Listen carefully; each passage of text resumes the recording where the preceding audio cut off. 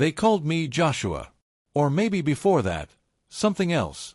I'm not sure. Mama always whispered my name very quietly, as if she was afraid someone would hear it and take it away with her. Sometimes I think my real name is what I heard in a dream, back when I still remembered what her hair smelled like. But since then, I became Joshua. That's how they wrote it down. They said, "This one will be Joshua," and I had no choice but to become him. I was small. It felt like time moved slowly, and that gave some kind of hope. Like, if the day goes slowly, then night will come later. And night, that's when you could hide in the dark and at least in your mind go back home. But later I understood, there was no home. It stayed back there, beyond the river, beyond the clay hut, beyond Mama's laughter, beyond her singing, which I now remember only as the shadow of a sound. We lived in a barack. There were 9 more people with us. It smelled like earth, sweat, mold, and sometimes blood. Someone would come in from the fields with a torn-up back. Someone coughed so hard they were afraid to lie down, scared they might suffocate in their sleep. Sometimes children were born, sometimes they died. Everything happened so quietly that even the mosquitoes seemed louder. No one screamed. Screaming meant you still had hope that someone would hear. Work started before the sun came up. We walked, bent under baskets that were almost as big as we were. I was younger than the rest, of course. When they first sent me to the cotton field, I was no more than 11. I don't remember exactly, because we didn't keep count of years. We only counted scars. Cotton is not soft clouds, like people think if they've never held it in their hands. It scratches. It tears the skin on your fingers. And when your hands are small, and you try to work faster so you don't fall behind, those scratches go deep. The blood soaks into the fabric, and by evening your shirt sticks to your back so much it feels like it's grown into your skin. When you're a child, you don't understand right away that something is wrong. You think that's just how things are. That maybe somewhere there are people who don't work until dark, who don't eat soup without salt, who aren't afraid of the gaze of a white boy younger than you, but with a whip in his hand. But no one explains how the world works. They just say, "Move, Joshua." And you move. The scariest day didn't happen because it was especially painful. No. The scariest day is when you suddenly understand everything. When you stop being a child. It's like someone turns off the light inside you, and you're left alone, in absolute darkness. That day I dropped the basket. Just slipped. The cotton spilled out like water, and I rushed to gather it, like it was the pieces of my life. But Miss Abigail saw it. She didn't scream. She just turned to her son and said, "Punish him." The boy was about 10 years old, a year younger than me. He walked up to me with a kind of confidence that said this was all he'd ever done. And maybe it was. He had a switch in his hand. He hit me once, then again. And again. I didn't cry. I couldn't. Not because I was brave, but because it felt like if I made a sound, I would stop existing. I would dissolve into the air. Disappear. And then not even Joshua would be my name. Then he left, dropping the switch in the mud. Miss Abigail adjusted her bonnet and said to my face, "Pick it all up, scoundrel." I picked it up. I wasn't thinking about pain then. I was thinking about how to make sure the blood didn't drip on the cotton. Because if it's stained, they won't accept it. And if they don't accept it, they'll punish you again. Not the boy. For real this time. When I got back to the barack, Mama looked at me silently. She took a piece of old cloth, dampened it, and began to wash my back. I remember how her hands trembled. Not from fear. From helplessness. Because they beat her child. And she couldn't do anything. And it wasn't the first time. And it wouldn't be the last. The next morning my back hurt like I had slept on a pile of sharp stones. But no one asked how I felt. That's not how things were done here. We were taught that pain was not a reason to stop. It was just a reminder that you were alive. And if you were alive, then you had to work. Mama didn't speak to me the whole day. I knew why. Sometimes words make it harder to breathe. Sometimes it's easier just to be near and be silent. And she was silent. I felt her gaze while I picked cotton, as if it was resting on my shoulders alongside the basket. It was warm, heavy, protective, and helpless, like everything in our life. Sometimes, When the work allowed, I looked at the sky. It was the same as in those dreams where Mama sang me an old song in a language I didn't know. In the dreams I knew what it meant. But awake, I didn't. Memory betrayed me, like everything else. Even dreams became foreign, faded, like the clothes we were given once a year. There were days when the sky turned gray. Before the rain. That was a gift. Because rain meant we wouldn't be sent to the fields. We would sit in the barack and silently listen to the drops hitting the roof. It was our concert. Our only celebration. On those days, the old folks sometimes sang. Not loudly, so that no one would hear. The songs sounded like they were floating through time, through the ground, through the whip.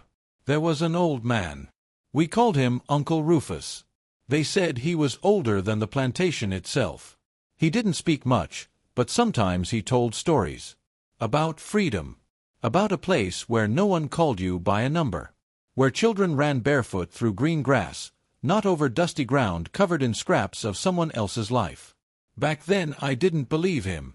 I thought he was just mixing up dreams and reality. But I listened. Because his voice was soft. Like it was whispering straight into your heart. One day, when I was about 12 or 13, I saw a boy being taken away. He was tall, strong. He worked well. Too well. Mr. Hayes, the overseer, said he would be sold to the city. He said it like he was giving him a ticket to a ball. We watched as they led him away with his hands tied, and no one dared say a word. He turned around. Just once. And in that look was everything. Fear, anger, goodbye, and a curse. I still remember his eyes. Black. Like the night before a storm. After that, Mama cried more often at night. Quietly, almost soundlessly. I pretended to be asleep. Because if you say, "Don't cry," it means admitting there's a reason to cry. And we held on to the illusion that somehow life could still go on. Sometimes I thought I'd grow up. That I'd grow strong, run away. Or be able to protect Mama. Or at least myself. But with every year, I understood that growing up for us wasn't about growing.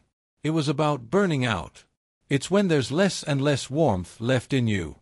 When you laugh not because something is funny, but because you don't want to forget how to.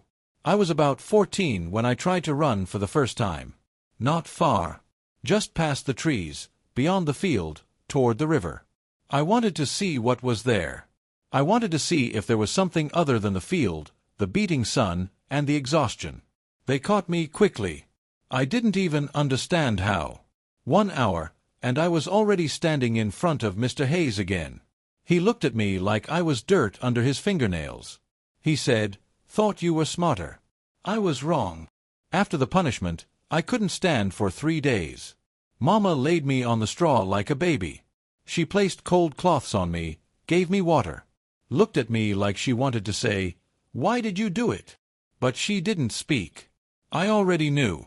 And still, despite the pain, despite how hard my heart pounded from fear, despite the blood and the humiliation, I felt something different inside me for the first time.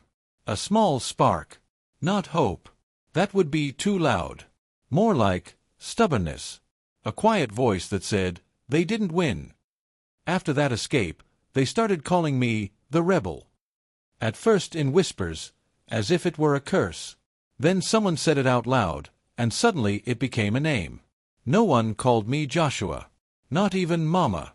She just looked at me and nodded, like she agreed, "Yes, now you are someone else." But I didn't feel different. I was still just as afraid, still working just as hard, still feeling how my fingers burned from the cotton, how my back ached at night.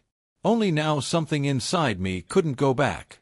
Like a broken bone that heals but never bends the same way again. Sometimes I thought about those who were gone. Taken away, sold, or dead. We didn't bury people properly. We just wrapped the body in cloth, if we had any, placed it under a tree, said a prayer, if someone remembered one, and moved on.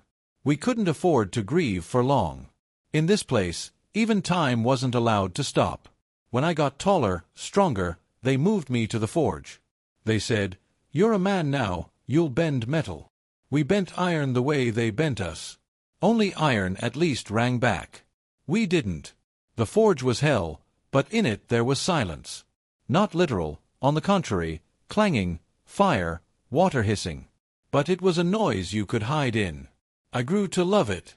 In that noise, no one could hear thoughts. No one could hear me whispering my name at night like a spell. Joshua, Joshua, Joshua. Sometimes I carved letters into pieces of wood.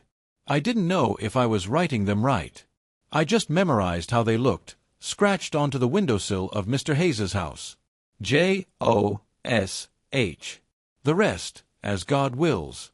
I hid those wooden pieces behind the barack, under the roots of a big old tree. It grew all alone, just like us. I used to say hello to it when I walked past. Mama died in the spring. Quietly, in her sleep. I sat next to her when her breathing got very slow, and then stopped. No one cried. Not even me. I just covered her with an old blanket and walked out. In the morning, I went to work. Because that's how it had to be. I remembered how she used to laugh when I was still very small. Back when I didn't know the world could be so cruel. When I believed that if I hugged her neck and closed my eyes, everything would be okay. Sometimes I thought that all this time, she carried a song inside her that no one ever heard. Not even me. And now that song was gone. I was probably 15. Maybe 16. I didn't know for sure. But that year I stopped feeling fear the way I used to. It wasn't a blade anymore, just a shadow. I started looking into the eyes of those who beat me. Not boldly. Just looking. And they would look away. It made them uncomfortable when you looked like a person, not a beast. And then one evening I sat by the barack, took one of those pieces of wood, ran my finger across it. It had my name on it. Not the made-up one. The real one. The one I had given back to myself. And I realized I was no longer the one who had come here as a child. They hadn't erased me. They tried. Every day. Every order. Every blow. Every loss. But I remained. I was. And maybe, one day I will leave. I don't know how, I don't know when. But one day. Because inside me there was no more emptiness. There was memory. There was a name. There was Mama's voice, a song without words, old, but strong. I wasn't afraid of the dark anymore. I first noticed that Ruth was not like the others when she refused to look down. It was morning, the sun had just crawled out from behind the trees like a tired overseer with a hangover.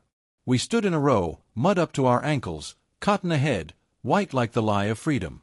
Ruth stood next to me. Small, skinny, with legs that seemed thinner than the stems growing by the fence. She was about 10 years old. Maybe 11. No one knew for sure. But when Mr. Hayes walked by, lashing with his eyes, she didn't lower hers. Not boldly. Not defiantly. Just looked straight ahead. I remembered it. Because it was the first time in many years someone looked as if they saw not fear, but truth. That day I saw her holding something under her shirt. A small piece of cloth, tied up like a pouch. She kept peeking into it, quickly, like she was hiding her breath. I thought, food. But later, when the sun dipped behind a tree and the overseer got distracted by shouting near the well, I stepped closer. "What are you hiding?" I asked quietly. She looked at me like she was deciding whether to trust. "Words," she answered. At first, I didn't understand. I thought it was a metaphor. Children say strange things sometimes, especially when they grow up in hell and learn to breathe between beatings. But Ruth pulled a tattered page from the pouch. The page was from a Bible. The words, worn, partly smudged, but still readable. And next to them, letters drawn in charcoal. Crooked. Like a shaky sun had guided her hand. "I'm learning," she said. "If I can read, I can understand." Understand what? I asked, and in that question was everything. Exhaustion, skepticism, hunger. "Everything," she replied. "Understand everything." I stayed silent. Because I didn't know what to say. Because it was foolish. Insane. Dangerous. And, somehow, right. On the plantation, only white folks could read. Some of us didn't even know that words could be anything other than a sentence. And here, a girl, fragile like a blade of grass, was learning to read from a scrap found in the trash near the master's house. I never gave her up. Never. I hid her when the overseer came with his whip and suspicion. I pretended she had a fever so she could stay in the barack and study. I brought her another page, torn from an old book I found under a broken bench in the forge. We didn't speak of it out loud, because words were more dangerous than silence. But in those rare moments when she read in a whisper, tracing her finger along the lines, I felt that we were breathing the same future, one we were never supposed to have. Ruth started teaching me letters. I got confused. Mixed up S and Z, forgot what G looked like. But she was patient. She smiled like those awkward scribbles were our way of getting revenge. If we learn to write, she said one day, we can leave a mark. And if you've left a mark, you're no longer a slave. Those words settled deep in my chest, in the place where it had long been empty. But of course, it couldn't last forever. One day someone saw her holding her Bible. Not a white person, not an overseer. One of our own. An old man. Scared, tired, used to rules like to burns on the skin. He said, "Don't do it, girl. If the master finds out, we're all finished." She nodded. But she didn't stop. I knew it would end in pain. Everything that made sense in this place ended in pain. But we kept going. Because it was more important to save the words than to save peace. Because in that piece of paper, in that clumsy ink, in Ruth's voice whispering, in the beginning, there was more power than in the whole house of Mr. Hayes. Fires were rare in those parts. The earth was damp, the air heavy, and even fire seemed tired. But that night, something was off. It was quiet. Too quiet. I woke up to the smell. Not of smoke. Of burnt cloth. Old, soaked in sweat and lives. And then I heard a crackling sound. Low, angry. Like someone breaking bones inside a tree. I jumped up. The roof of the barack was on fire. Ruth was already standing. Her face, black from ash. In her hands, her precious pouch. Only it. No clothes, no food, no fear. Just words. "Run," I said, grabbing her by the shoulder. "Run to the river." People scattered like shadows in hell. Someone was shouting. Someone tried to save a blanket, icons, a bowl. One man was dragging an old woman who could no longer walk. She was silent. Just held onto his shoulder, as if asking for forgiveness. I ran out with Ruth in my arms. We stumbled, fell, got up again. The sky was red. The ground, hot. My heart beat so loudly I couldn't hear my own name. The fire was put out by morning. But two didn't make it. One, an old man who always hummed under his breath.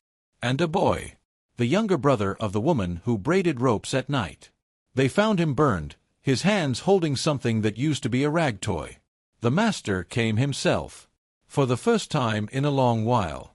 He was pale, angry, and smelled like lavender. That was always strange. His smell. Like he tried to hide his rot under something pleasant. He stood among us like a dog that smelled blood, and asked, "Who?" No one answered. Not even Ruth. Not even me. Then he appeared. Silas. A slave in his 30s. Strong. Quiet. Worked in the kitchen. Never looked anyone in the eyes. Never spoke out loud. "It was Joshua," he said. And that was it. Just exhaled it, like throwing away something useless. All the heads turned to me. I wasn't surprised. In this place, friendship was a luxury. Truth was a luxury. Even simple silence was a luxury. They didn't beat me right away. First they took me, locked me in the shed, tied my hands, and left me. One day, one night. No water. No words. I stared at the ceiling and repeated my name in my mind. Like a prayer. Like a spell. Not Joshua. The real one. The one Mama once whispered. Then Mr. Hayes came. He didn't beat me. Just sat down. Placed a bowl of water in front of me. I didn't drink. I stared. "I don't believe it was you," he said. "You're too proud. And proud men don't set houses on fire. They burn in them." He stood. Came closer. Bent down. "But I don't care. Someone has to be punished. And you are already the suspect. You understand that, don't you? I nodded. Not out of fear. Just because, yes, I understood. In these places, it wasn't the one who did it who was guilty. It was the one who remained. 3 days later, they let me go. Only because Ruth went to the master's house and said she saw Silas near the barack with kerosene. She lied. I knew that for sure. But they believed her. Or pretended to. Maybe because she was small. Or because the master needed to make a gesture of goodwill. To show he had a heart. Silas was taken away. We don't know where. He just left and didn't return. Ruth never spoke about it. Never. Not even with her eyes. But after that, she stopped teaching me. She said now I had to learn on my own. That if I couldn't, then maybe I didn't need it. She gave me her piece of charcoal and said, "Don't be afraid to write. If the letters are crooked, that's okay. The main thing is, don't stay silent." I squeezed that charcoal in my hand and realized that more than anything in the world, I was afraid that one day I would run out of words. After the fire, everything seemed faded. The sky turned grayer, the shouts of the overseers sounded more muffled, even the cotton in the field looked smaller, as if the earth was tired of us. Ruth kept to herself. Spoke little. Only sometimes she'd glance at me, quick, sharp, like she was checking if I was still the same or had turned to ash too. I was learning to write. Without her. The charcoal scratched the wood, leaving uncertain, trembling letters. I wrote what I remembered. My name. Her name. Simple words once heard in prayers, torn from memory like teeth from a mouth. I wrote at night, when no one could see. I hid the charred planks under the roots of the tree, that same one, lonely, tall, with bark like the skin of an old man. Sometimes it felt like the tree was watching me. It knew what I was doing, and it kept silent. Then one evening, they called me to the house. Said, "The mistress wants to see you." I had never been there longer than it took to bring water or carry wood. The house was another world. Too white. Too quiet. The walls spoke a different language. They led me into a room with a bookshelf, a carpet, and the smell of flowers whose names I didn't know. In a chair sat Miss Willow, the widow of the old master. Dry, wrinkled, with a face like parchment. She didn't look at me like I was an object. But not like a person either. More like a puzzle. "You're the one who writes?" she asked. I stayed silent. "I don't care," she said. "Just take this." She handed me a sheet of paper. And a small piece of charcoal, not the kind we burned. This one was dense, black, smooth like bone. "Write," she said. "Whatever you want." I didn't understand. Was it a trap? A test? A new kind of punishment? "Write what you want," she repeated. "If you don't know what you want, you're already dead." I sat down. The paper trembled in my hands. My heart was beating somewhere in my throat. I didn't know what to write. Didn't know how. But my hand moved on its own and wrote. Joshua. And then, I am. That's it. Nothing more was needed. She nodded, took the sheet, folded it, and tucked it into a drawer. "You didn't tell me what you want," she whispered.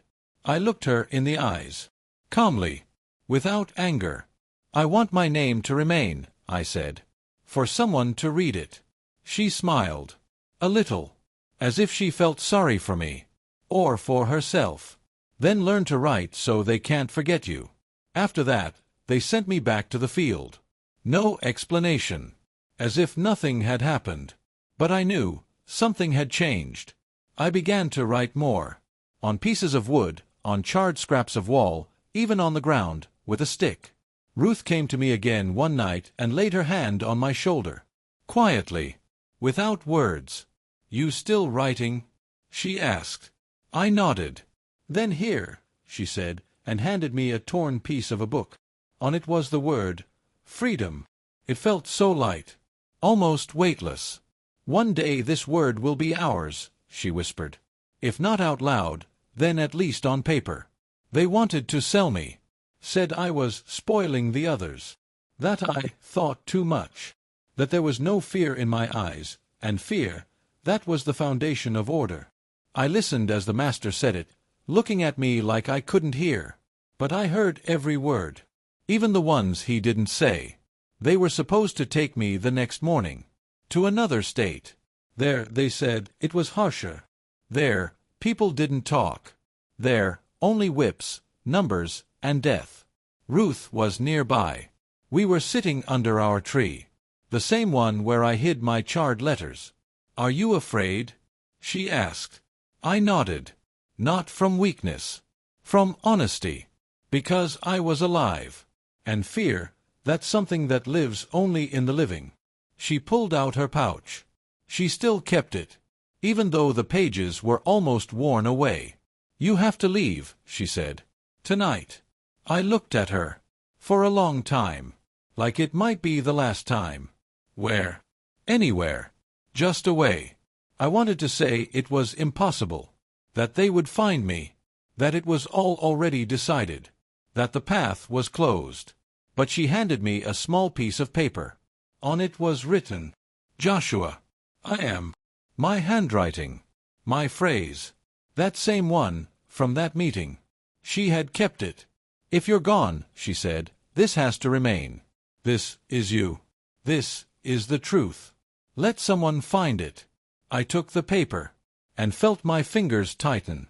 Like it had burned me. "And you?" "I'll stay. I'm a girl. They don't fear me. Not yet. But you're fire." They put out fire. We didn't hug. That would have been too much. We just sat. Until it got dark. I left deep in the night. Through the woods. Across the river. With no food. No shoes. With that piece of paper, folded and hidden in the lining of my shirt. I didn't know where I was going. Every step could have been the last. Every rustle could have been a whip. I walked and thought about the old tree's name. I had never named it. But now I realized it bore my name. All this time. A silent witness. A monument to the fact that I could not be erased. I don't know if I made it to freedom. I don't know if I became a freedman, or emancipated, or just dead. I know only one thing. My name remained somewhere. Someday, years from now, someone might open an old book. Find between its pages a scrap of paper. Words written in charcoal. The handwriting uneven, but persistent. "Joshua, I am." They will lift their eyes. Look out the window. And think. Someone lived. Someone resisted. Someone remained. And that will be enough.